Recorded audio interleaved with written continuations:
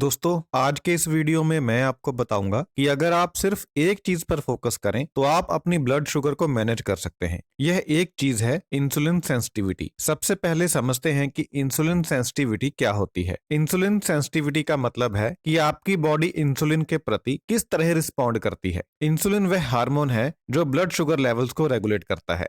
जब शरीर इंसुलिन के प्रति सेंसिटिव होता है तो इसे ब्लड शुगर लेवल्स को कम करने के लिए कम इंसुलिन की आवश्यकता होती है। जब शरीर इंसुलिन के प्रति कम सेंसिटिव होता है तो इसे ब्लड शुगर लेवल्स को कम करने के लिए ज्यादा इंसुलिन की जरूरत होती है। जब बॉडी के सेल्स इंसुलिन के प्रति ज्यादा अच्छे तरीके से रिस्पॉन्ड नहीं करते और पैंक्रियास को ब्लड शुगर लेवल्स कम करने के लिए ज्यादा इंसुलिन बनानी पड़ती है तो इसे इंसुलिन रेजिस्टेंस कहते हैं। जब बॉडी इंसुलिन के प्रति रेजिस्टेंट हो जाती है तब टाइप 2 डायबिटीज की बीमारी पैदा होती है और ब्लड शुगर लेवल्स बढ़ जाते हैं। जो फैक्टर्स इंसुलिन रेजिस्टेंस पैदा करते हैं वे हैं ओवरवेट होना, हाई फैट डाइट खाना, फिजिकल एक्टिविटी ना करना और कुछ मेडिकल कंडीशंस जैसे कि पीसीओएस।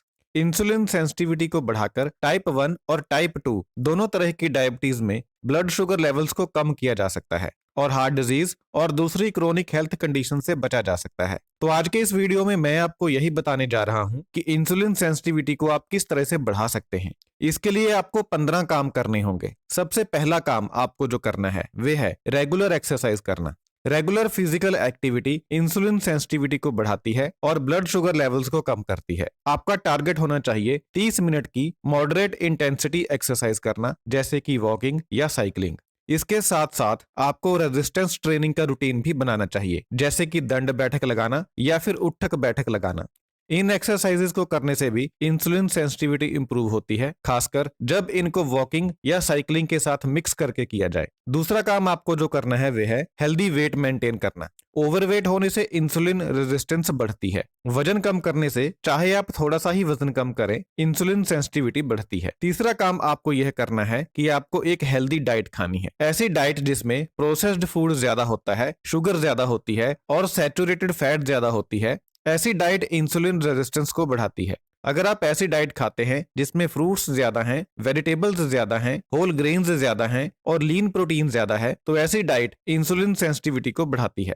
चौथा काम आपको यह करना है कि स्मोकिंग को अवॉइड करना है और अल्कोहल का सेवन लिमिट में करना है। स्मोकिंग और अल्कोहल का एक्सेसिव सेवन करने से इंसुलिन रेजिस्टेंस बढ़ती है। पांचवा काम आपको यह करना है कि आपको इनफ स्लीप लेनी है। ओवरऑल हेल्थ के लिए नींद एक इंपॉर्टेंट पार्ट है और पर्याप्त मात्रा में नींद लेने से इंसुलिन सेंसिटिविटी बढ़ती है।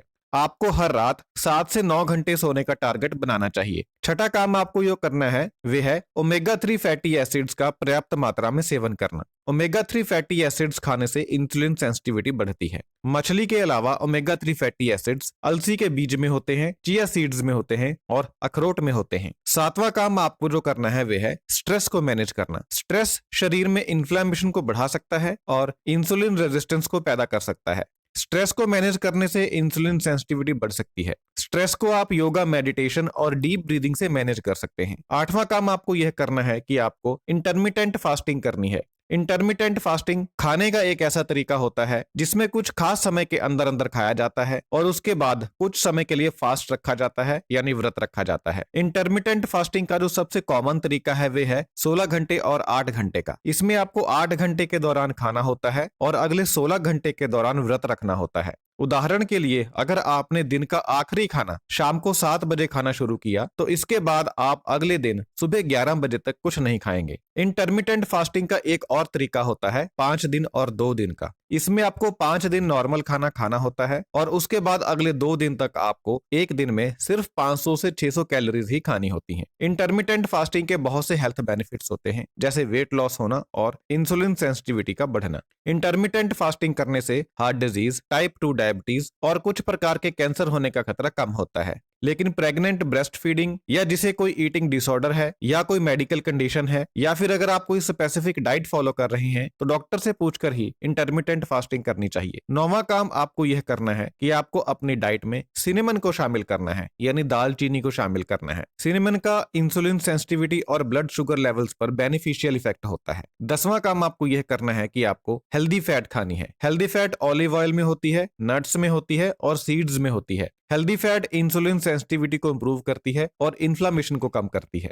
11वां काम आपको यह करना है कि आपको प्रोबायोटिक्स का सेवन करना है। प्रोबायोटिक्स जिंदा माइक्रो ऑर्गेनिजम्स होते हैं जो बिल्कुल वैसे ही होते हैं जैसे जिंदा ऑर्गेनिजम्स हमारे डाइजेस्टिव सिस्टम में होते हैं। इन्हें गुड या फिर हेल्पफुल बैक्टीरिया भी कहा जाता है क्योंकि यह डाइजेस्टिव सिस्टम को हेल्दी रखने में हेल्प करते हैं। प्रोबायोटिक्स सप्लीमेंट के रूप में भी मिलते हैं और कुछ फूड्स में भी होते हैं जैसे कि दही और दूसरे फर्मेंटेड फूड्स। प्रोबायोटिक्स खाने से गट बैक्टीरिया प्रमोट होता है जिससे इंसुलिन सेंसिटिविटी को इंप्रूव करने में हेल्प मिलती है। 12वां काम आपको यह करना है कि आपको लो ग्लाइसेमिक फूड्स खाने हैं और हाई ग्लाइसेमिक फूड्स को अवॉइड करना है। लो ग्लाइसेमिक फूड्स जैसे कि होल ग्रेन्स, वेजिटेबल्स, फ्रूट्स और दालें ये सब धीरे धीरे डाइजेस्ट होते हैं और एब्जॉर्ब होते हैं। इससे ब्लड शुगर लेवल्स रेगुलेट होते हैं और इंसुलिन सेंसिटिविटी इंप्रूव होती है। हाई ग्लाइसेमिक फूड्स जैसे कि व्हाइट ब्रेड, पेस्ट्रीज और शुगरी ड्रिंक्स ये सब ब्लड शुगर लेवल्स में रैपिड स्पाइक करते हैं और इंसुलिन रेजिस्टेंस को पैदा करते हैं। 13वां काम आपको यह करना है कि आपको अपने शरीर में विटामिन डी का लेवल सही रखना है। विटामिन डी की कमी से इंसुलिन रेजिस्टेंस बढ़ती है। 14वां काम आपको यह करना है कि आपको पोर्शन कंट्रोल की प्रैक्टिस करनी है। पोर्शन कंट्रोल का मतलब है कि आप एक समय पर कितना खाना खाते हैं। अगर आप लार्ज पोर्शन खाते हैं यानी एक समय पर ज्यादा खाना खाते हैं तो इससे वेट गेन हो सकता है और इंसुलिन रेजिस्टेंस बढ़ सकती है।